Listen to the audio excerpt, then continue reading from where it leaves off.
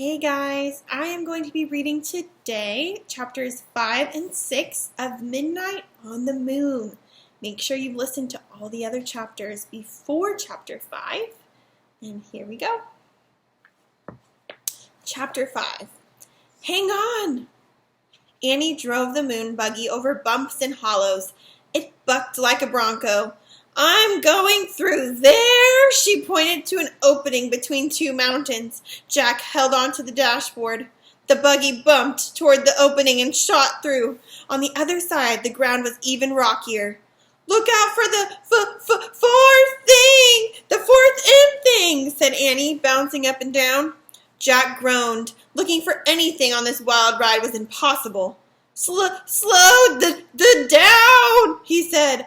How? Try pressing on the brake pedal or the floor. Slowly. Annie pressed on the brake. The buggy slowed down. Jack sighed with relief. The ride was still bumpy, but now at least he could take a good look at the moon. He had never been to such a colorless, barren place. There was no green, no blue, no red, no water, no trees, no clouds. Only giant gray rocks and craters, and an American flag. Oh man, said Jack, that's from the first astronauts who landed on the moon. And look, a telescope, said Annie. She drove near the flag and telescope. Then she put her foot on the brake until the buggy stopped. She pressed a button that said off. Then she and Jack hopped out. They took slow, giant steps to the site of the first moon landing. Beside the flag was a sign. Annie read it aloud. Here men from the planet Earth first set foot upon the moon, July 1969 A.D. We came in peace for all mankind. That's a good message, said Jack. He handed the moon book back to Annie. Then he took his notebook and pencil out to copy the sign. Let's leave our own message, said Annie. What should we say, said Jack. The same thing, said Annie. But we say, we are the first kids. Jack turned to a new page in his notebook. In big letters, he wrote their message. Now we have to sign it, Annie said. Jack signed his name. Then he passed the notebook and pencil to Annie. She signed her name and passed the notebook back. Jack tore out the piece of paper. He put it by the flag. Today, the first kids from the planet Earth came to the moon. We came in peace for all children.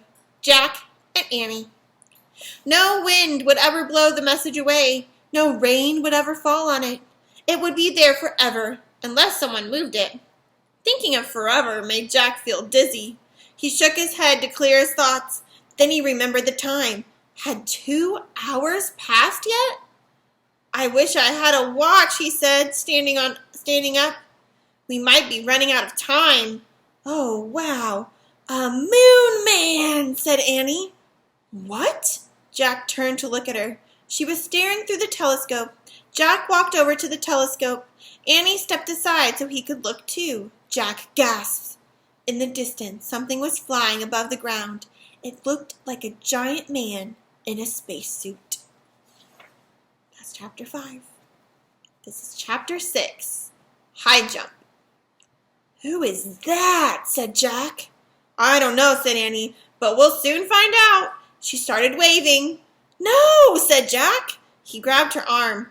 Let's go back to the base before he gets here. Why? Said Annie. We don't know who he is, said Jack. We don't know if he's friendly or mean or what.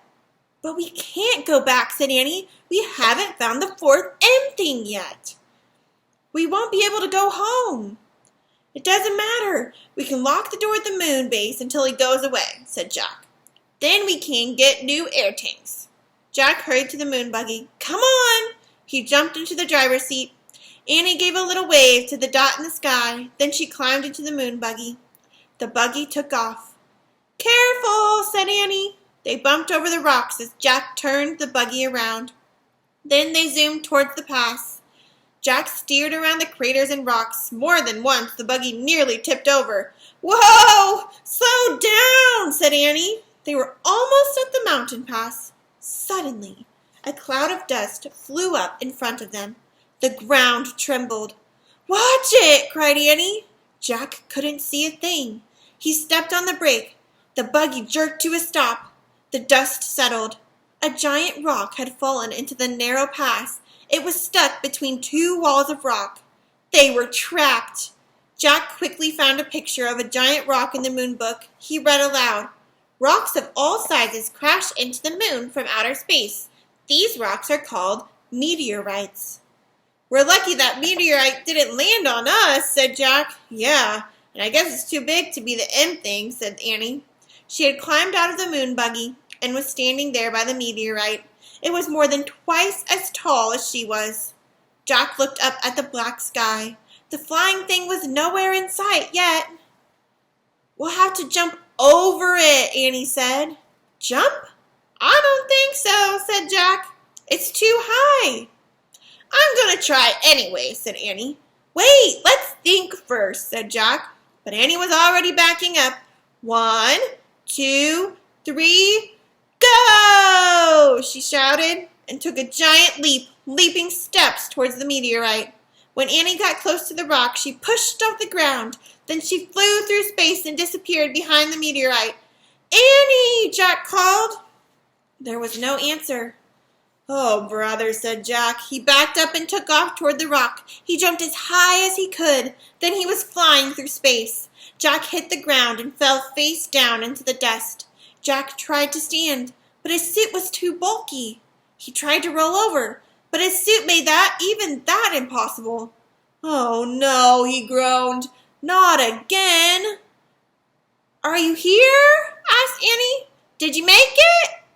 "Yes." Jack was relieved to hear her voice, but he couldn't turn his head to see her. He could only hear her over the radio. "Can you help me up?" he asked. "Nope," said Annie. "Why not?" "I fell down too," she said. "Oh, brother," Jack sighed. "Now we really are in trouble."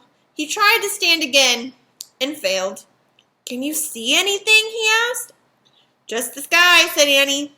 "Wow, is it weird?" "I'm worried about our air tank," said Jack. "I feel like it's been 2 hours. Jack, said Annie. "And what about the moon man?" said Jack. "Where did he go to?" "Jack," whispered Annie. "What?"